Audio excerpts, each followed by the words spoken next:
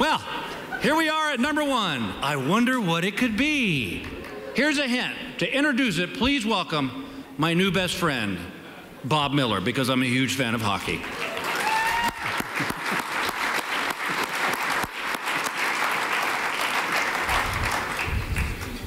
Thank you, Bill. First, I can't say how pleased I am to be part of the Patrick O'Neill and Anita DeFrance show. Well, the Kings did it in 2012. What a tremendous run through the playoffs. And it is the #1 moment of the year in Los Angeles sports.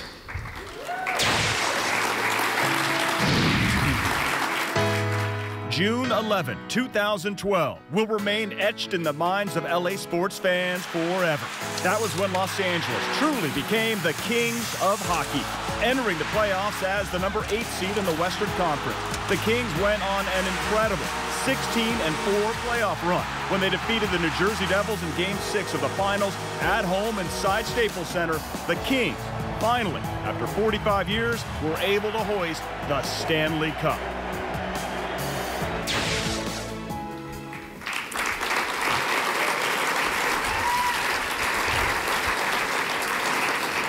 It was indeed a great moment, and the Kings had that cup in about 500 appearances and all the landmarks in Southern California. It was a great summer.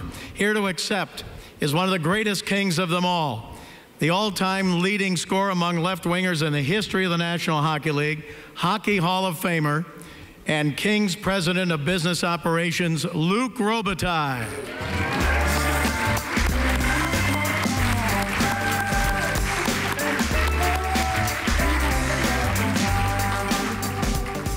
Hearing that reaction, you always want a name like Luke or Lou.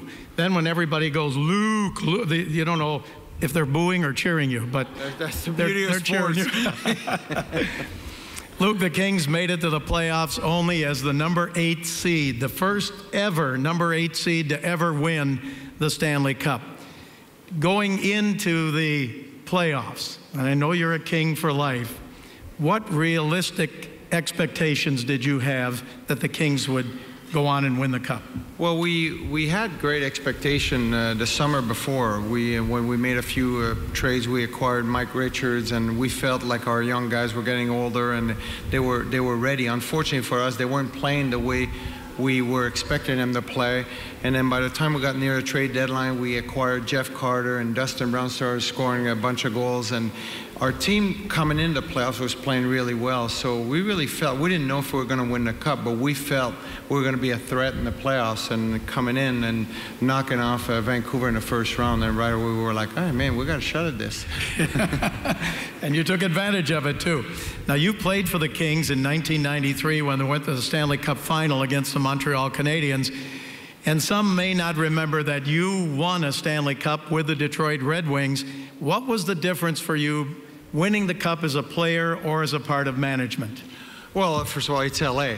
You know, winning in Los Angeles there's nothing like it. I mean, this has always been my team. I started here in '86, and you know, I feel like it's been my city. My family's here now, and certainly winning here, I think the difference when you're a player, there's 20 players in the room, there's the trainers and the coaches, and you kind of live this these 2 months, and you don't see anybody outside of that world. And when you're on the other side, on the business and the management side, you live it with the fans, you live it with everyone that works around it, and it was amazing to share it with everyone. And like you said, we did 500 appearances plus this summer, but it's to see like grown men crying and to be part of that family of the LA Kings fan, that was certainly special, something I'll cherish forever.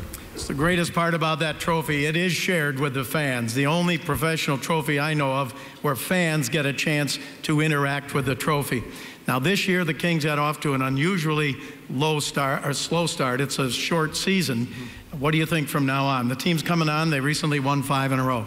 Well, actually, we sucked last year at the beginning, and we're doing this. We kind of did the same this year, so we're happy we picked it up a little quicker than last year. But you know, we weren't happy the way we played the first 3-4 weeks of this season. But our team has picked it up now the last couple of weeks, and we're playing the way we want to be as a team. And yeah, I think you know, coming in, if we keep with that momentum, I mean, we're going to be dangerous in the playoffs. It always comes down to injuries in our game, but you know, we feel we can make some damage in the playoffs again this year.